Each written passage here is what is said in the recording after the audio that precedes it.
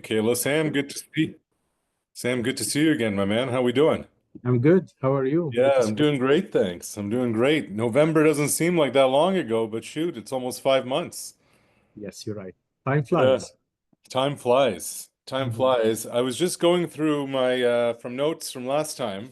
Um, and like the first thing from our previous call that stood out to me, you said, forget 10 years ago. You said even since the beginning of 2023, things have moved along so quickly. At that time, beginning of 2023 to late 24, we're talking about 20 months, 22 months, whatever. How would you characterize what the last 6 months have been? How, in what ways are things changing, improving, speeding up? What are the things that really have stood out to you from last fall to this spring? I would say the pace of AI developed tools, practice, and the innovation that comes with it is something that's really evolved big time in the last 24 months, and specifically in the last 6 months. I personally cannot keep up with the amount of tools that's out there. Some of that is still hype, not as real, but I can see a real practice evolving as we speak about how AI is going to be used in every particular sector in the industry out there.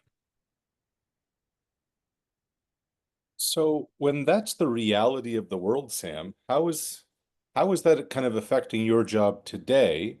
How is that affecting in your mind what the CIO role is going to be 6, 12, 18 months down the road? So I think the CIO and the CTO role is evolved from being, yeah, what business would want and let me help them to get there, is to be more proactive. And I would say anticipate the future need without even anyone asked for it. CIOs now are business leaders. They are sitting in the CEO table. They know the business strategy and they know what's coming from the business threats and needs. And they're also the most one equipped to know what's out there from the technology and innovation and AI tools. And I think the expectation and the CIO role is evolved to be in what, instead of be waiting for the next request to come, is to be the one proactively sharing, here is what you guys gonna be faced up with, and here is the solution that we would like to offer. And by the way, here is a tool, a POC that I wanna demonstrate to you. So the role evolved to be kind of reactive, to be way more proactive with a high sense of expectation and anticipation of what may be the next need for our customer base.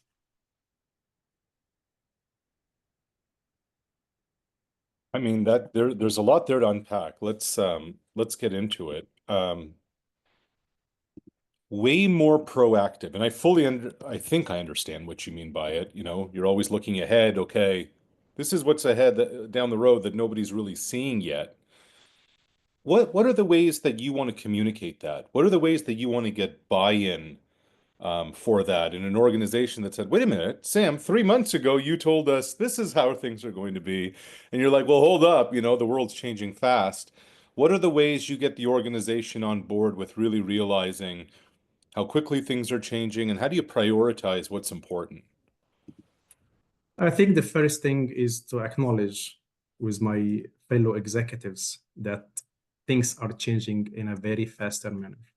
And I need your help to be ready, that we might recommend something 6 months ago and we may come up with something else along the time. So just like acknowledge that the speed and how things evolve is not like before. So that's just like communicate that, set the tone for that. And I think my way of communicating is to talk about a real example Say instead that of, again. Sorry, Sam, you just cut out there. Your sorry, way. my way of communicating that is bringing a real example, a real problem statement, and see how the new technology or the new solutions and AI tools can help. If we have a POC that can be developed by one of the architects or one of the architecture team, it's really going to tell the story quite well. Team up with some of the vendors. Sometimes I invite vendors to do show and tell. So I think my approach is two step. Acknowledge things will be faster. Bear with me, bear with everyone, but also bring in some solution that address a real business problem in a real way. and show the result and show the KPIs. Once we do that, usually there is enough buy-in to provide the money or the time or the support we need from the organization. Right. I'm not looking for trade secrets here or anything, but you said, using real examples. Can you give us an example of a real example of something that's kind of happened where you've, brought in a vendor for show and tell or anything like that? Is there a real life example that, in a storytelling way, we can kind of explain to our audience? Yeah, I'll choose one that's generic enough that can Sure. be applied for the business we're in on any business. In any business, there is a customer that will come and knock your door and request for a service or an order to be fulfilled, right? Yeah. I think the new way is, what, don't wait for the customer to come and knock your door. If there is a way using all the data out there that you have access to or you can buy, that know that someone in this area will request and having this need, just to proactively reach out. So that's number one. Not only that, instead of us waiting for the customer to knock our door using a portal, put a request through an e-commerce like solution, no, make the service ready. So by the time they come and say like, you know what, Sam, you need that? We know that you're going to need that, and we have it ready for you. And there is tools to fast forward all the internal barriers and internal needs. For if we're in the insurance business, there is lots of underwriting rules. If we can anticipate what will make underwriting rules very automated in a way that when Sam knocked the door, we're ready with the policy. This is a good example of how we can showcase the role of the CIO of transforming the business modeling from Sure. being reactive to a request to be, I'm ready with a policy. And by the way, I know that 10 people in Ontario on this street are going to need that policy for whatever reason. Let me be proactive and ready for this policy for them. By the time they come, it will be ready for them.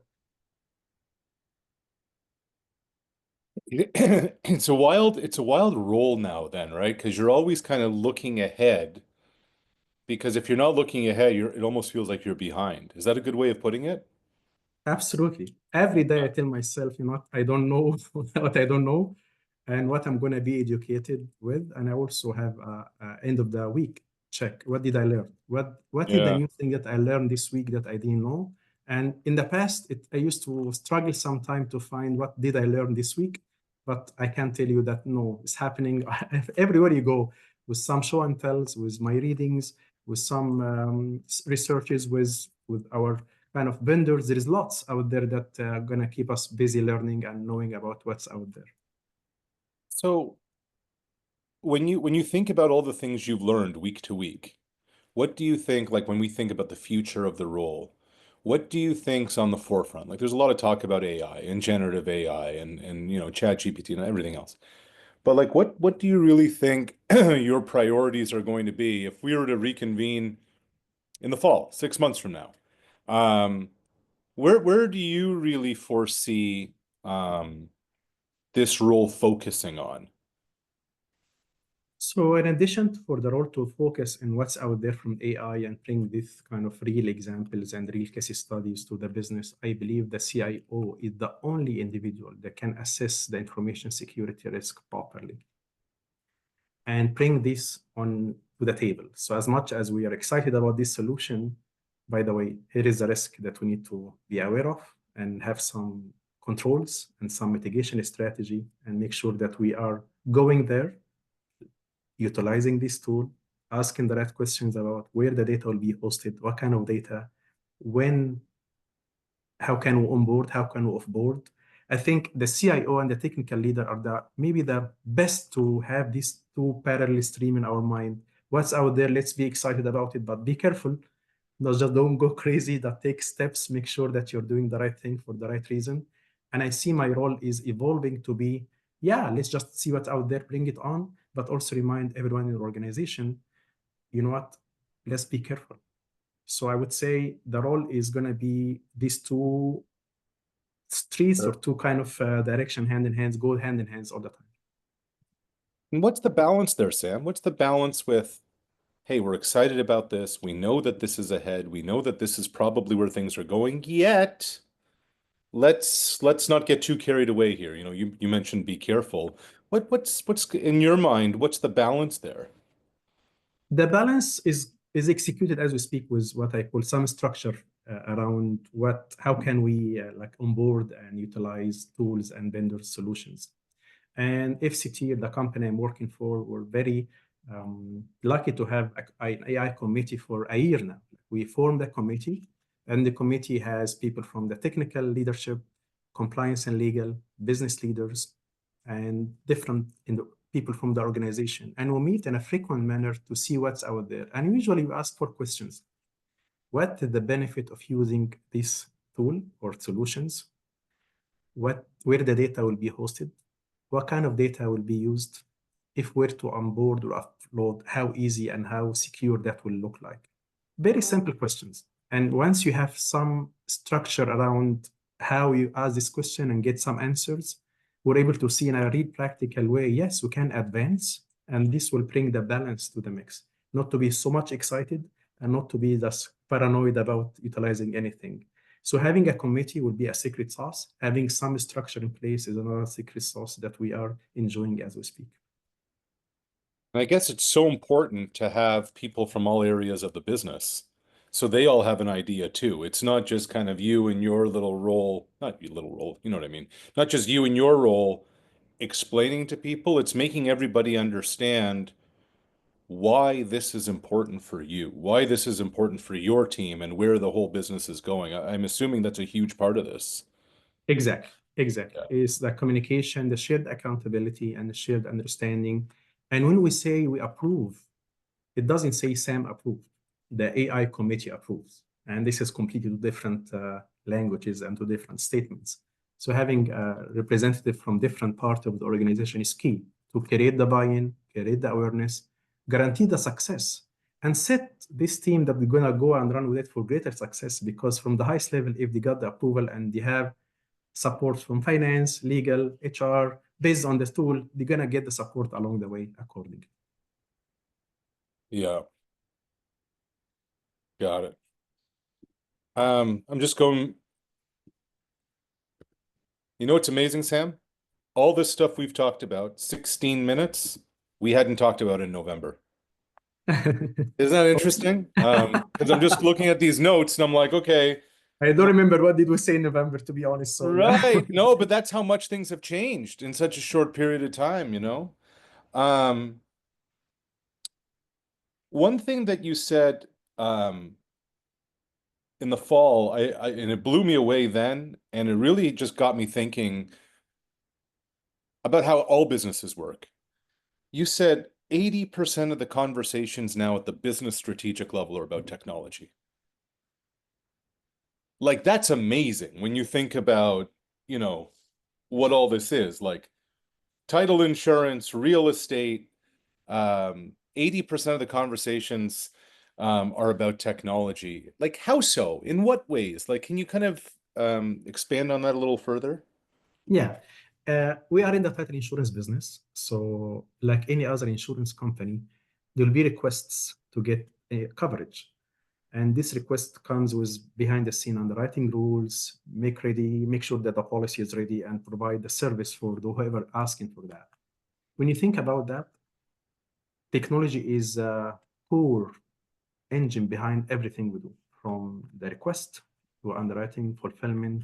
If we were to automate, if we were to bring some data and actually put some AI about what we expect given the data we're in, what would be the future evolution would look like. And I noticed during our business strategic planning, there was no one request coming from a business without a technology assumptions or a technology need or a technology requests. So, like in the past, like you're reminding me now, in the past, I used to attend business strategy meeting for the last maybe 12 years. And I go home with maybe 2 pages of like, here is what finance would ask for, here is what HR would ask for, here is what the residential business will ask for, and so on. Currently, I stopped doing that because with every single request, there is a technology component behind the scene. And when you think about it, technology become a core area of the business. No business can sustain being out there without technology. But not only that, the best part, given the organization we're in, we are very much aware that our future is going to be based on the product owner who have some technical background. We cannot only have a business subject matter expert run with a line of business on their own. They need to have a bit of technical background or technical appreciation of what's out there. Because anything you want to do will have a technology piece as part of it. So the language, the discussion, the notes, even the leaders now, we appreciate when we're hiring now people who have a technical background, you know what we're talking about, we know what will be out there and so on. Sure. Gotcha. Okay. Sam, you know how these panels go. You experienced it. Anything else kind of stand out to you that you want to bring up that you want to kind of talk about next week? I think the only thing I want to maybe highlight is it's very okay to fail fast. To fail fast? Yes, and maybe something that it will be good to highlight because as much as things are really coming with high throughput at us, with a very kind of intensified tsunami of solutions, ideas, I think sometime you want to declare, you know what, yeah, we tried that, we thought it's a good idea, and we're not going to continue with it and celebrate that. There is something that I learned with my team, you know, like it's okay to say no, it's okay to stop, it's okay to call it fail fast, call it whatever. It's better to stop early on and move on and pivot, and instead of just like continuing moving with the course. There is something that I really learned a lot. There's another thing I learned, I'm not sure if you want to highlight that or not, is it's okay to create shadow IT within IT. I'm not sure if you're familiar with this term. Shadow IT is when you have the business with multiple business partners, sometimes you have a couple of people working for one business and they do some technical work, not part of the IT division, and we call that shadow IT. In the past, it used to be a source of pain, source of risk, source of, like, you know what that means, like people are doing some stuff, download the data, do some Excel sheet, do stuff. That we call that shadow IT. Is not best practice. But what I figured that is good to have within the IT division, a couple of people who can be that catalyst. They can try things. They can be the incubators. They can do stuff really without any red tape, without using for sure production data or production customer data, but allow for this experiment to happen, allow for people to really flourish and allow them to explore things with as minimum boundaries, give them the sandbox and let them set them free. Something that I experienced, and I think it will be good to share with the rest of the CIO committee. It's good practice to have this little team out there that can experiment. They can fail fast, but also they can bring wonder to the solution delivery formal pass. Because when you wait for the formal pass, usually takes weeks and sometimes months, but you need some agile team on the side. Got it. That's shadow IT? Yes. Shadow. I'm not sure if you want to use that, but just like no, again, I'll bring it up and I'll let you kind of take it from there. You know how I like to set. I know you. It's just like on the spot, you bring great stuff together. Oh, I appreciate that, Sam. I appreciate it.